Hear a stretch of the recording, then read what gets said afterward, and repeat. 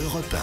Le grand direct des médias, Jean-Marc Morandini. Toutes les chansons ont une histoire et France 3 l'a bien compris. Ce soir à 20h50, la chaîne fait appel à André Manoukian pour nous raconter la vie secrète des chansons, la face cachée de plusieurs succès de la chanson française. André Manoukian, bonjour. Bonjour Jean-Marc. Merci beaucoup d'être en direct avec nous sur Europe 1. Toutes les chansons ont vraiment une histoire. Les chansons, parfois, c'est pas juste quelques lignes écrites comme ça sur un bout de table.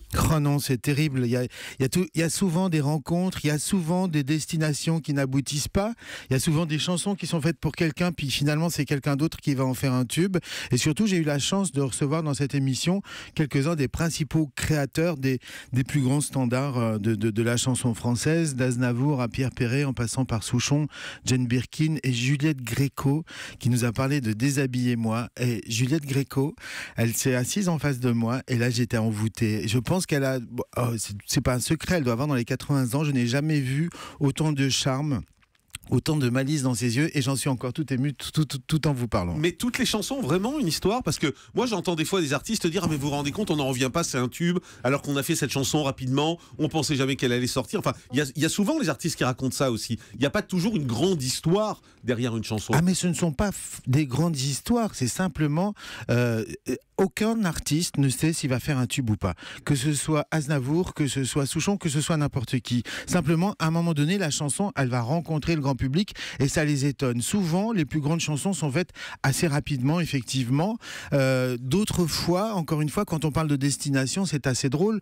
Pour revenir à cette chanson Déshabillez-moi, elle est écrite pour une stripteaseuse à la base. Et la stripteaseuse dit non, c'est trop osé, je peux pas chanter ça. Et Gréco dit mais cette chanson, je vais m'en emparer moi. Et en plus, elle va la changer et elle va la créer. C'est ça aussi l'histoire d'une chanson, c'est qu'il faut qu'elle soit assumée par un créateur. Par exemple, Je t'aime moi non plus. Déshabillez-moi d'abord, on écoute un petit peu. Ah. Oui, mais pas tout de suite, pas trop vite. Sachez me convoiter, me désirer, me captiver. Elle est superbe cette chanson. Elle est superbe et elle est surtout superbement incarnée. Elle est très osée. C'est la première fois qu'une femme prend le pouvoir et explique à un homme comment il faut qu'il lui fasse l'amour, en gros. Tiens, une autre chanson dont on pourrait parler, c'est Je t'aime moi non plus. Serge Gainsbourg, Jane Birkin. Je t'aime, je t'aime. Alors l'histoire de cette chanson, c'est quoi? Alors l'histoire de cette chanson, c'est qu'elle est écrite pour Brigitte Bardot. Brigitte Bardot demande à Gainsbourg, fais-moi la chanson d'amour la plus torride qui soit. Gainsbourg s'exécute, sauf que quand Gunther Sachs écoute ça, il lui fait ma chérie, tu vas pas chanter ça. Et Gainsbourg la retire et il attend et il rencontre Jane Birkin. Et Jane Birkin va chanter sur le playback qui a été fait pour Brigitte Bardot. Ah bon? Sur le playback? C'est-à-dire sur la bande orchestre. Ah ouais. Mais la bande orchestre a été faite dans la tonalité de Bardot, qui a une voix grave.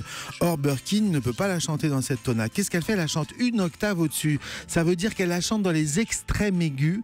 Et du coup, cette espèce de son angélique avec du souffle qu'elle est obligée de prendre parce que ça n'a pas été fait pour elle, c'est ça qui va contribuer au grand succès de cette chanson. Vous voyez ce que je veux dire ? Elle est très érotique quand elle la chante, cette chanson. Mais bien sûr, elle invente une sorte de voix d'ange, mais d'ange hypersensuel, quoi. Et elle va à rajouter à cette chanson son ingénuité. Et quand Bardot va vouloir la sortir plus tard, bah c'est trop tard. Le public préfère vraiment la version de Jane Birkin. Ah, on fait un petit tour du côté d'une autre chanson, un autre style, Michel Sardou. Du sergent, la folle du régiment, la préférée du capitaine des draps. Le rire de Manoukian.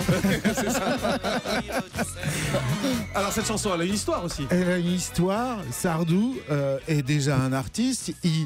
Il joue, il se produit partout, et puis il oublie juste qu'il est appelé au service militaire. Et les flics viennent le chercher. Il est carrément presque en costume de scène et maquillé, et il arrive dans la caserne devant les troufions qui se marrent et qui le traitent plus ou moins. Cette chanson, elle est adressée à lui en fait. C'est une chanson où on a cru qu'il se moquait un petit peu de l'homosexualité, mais c'est pas ça du tout. C'est qu'en fait, c'est lui qui va subir un peu l'opprobre de ses camarades, parce que c'est un artiste. Michel Sardou a souvent fait des chansons comme ça polémiques, hein. Surtout au début de sa carrière, un peu moins aujourd'hui, mais au début de sa carrière, il en a beaucoup fait. C'est un petit peu sa spécialité, on va dire. C'est son genre d'y aller un petit peu franco, et puis de prendre aussi des sujets de société. Mais là où c'est intéressant aussi, c'est que ses chansons ont fait bouger les lignes. Par exemple, quand Delpech il chante Les Divorcés, 2 ans plus tard, parce qu'il a lui-même, il chante cette chanson. Pourquoi ? Parce que lui souffre d'un divorce qui s'est pas du tout bien passé. il est un peu dévasté, et il fait cette chanson. 2 ans plus tard, la loi sur le divorce à l'amiable va passer. Il y a plein de chansons comme ça qui arrivent un petit peu avant et qui vont faire bouger les choses. Quand Antoine dit mettez la pilule en vente dans les Monoprix, 1 an plus tard, ça va être la loi Neuwirth. Alors, est-ce que ces chansons ont influé sur les lois, ou est-ce que simplement les créateurs sont un peu en avance dans l'air du temps? Moi, c'est la deuxième solution que je préconise. Et c'est génial de revoir les chansons comme ça à travers l'histoire et à travers aussi la société, parce que c'est le reflet de la société. Autre chanson dont vous allez parler, vous l'avez évoqué un peu tout à l'heure, France Gall, Ma déclaration.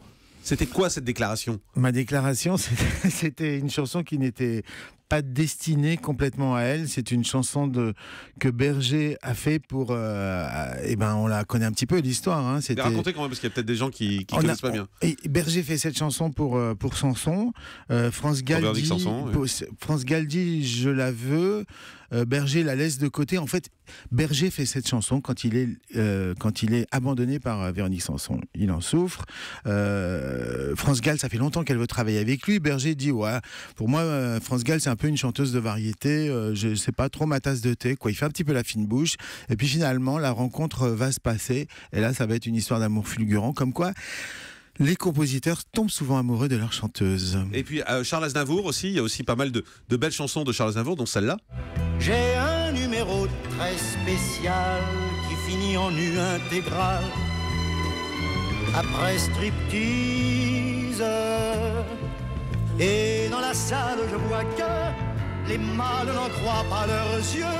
Je suis un homo, comme ils disent. Comme ils disent de Charles Aznavour. Alors c'est la première fois qu'un chanteur fait une chanson comme ça sur l'homosexualité. Quand il l'écrit, son entourage lui dit elle est belle cette chanson, mais qui va la chanter? Lui fait bah moi tiens. Et les gens sont ébahis. Ça c'est la technique de Charles Aznavour, c'est-à-dire que son inspiration à lui c'est les infos. En gros il travaille un petit peu, j'allais dire, ou comme un journaliste ou peut-être comme un metteur en scène. Il s'empare de sujets qui sont très forts et il va les incarner. Pourquoi?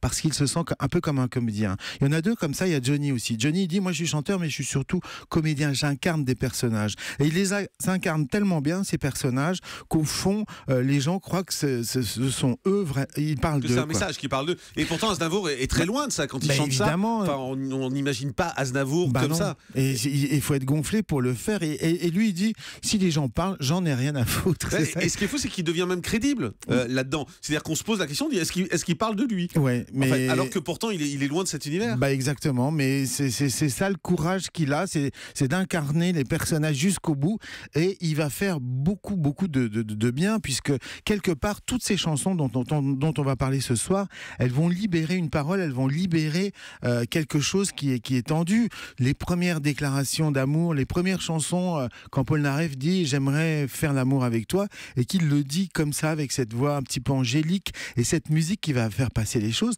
mais ça fait un scandale énorme à l'époque. C'est censuré dans toutes les radios, on les passe qu'à 10h du soir, et pourtant ça fonctionne. Voilà, ça s'appelle La vie secrète des chansons, c'est ce soir à 20h50 sur France 3. Il y en a qu'un ou il y en aura d'autres? Ben, ça dépend, c'est vous qui allez me le dire demain matin. D'accord, donc à 9h, je vous le dis, en fonction de l'audience, il y en aura d'autres. La nouvelle star, c'est re-signé ou pas sur D8? Pas encore, on sait pas. Vous savez toujours pas, suspense, pas de réponse? Suspense, talent. C'est quoi? Vous le sentez comment? Je sais pas trop.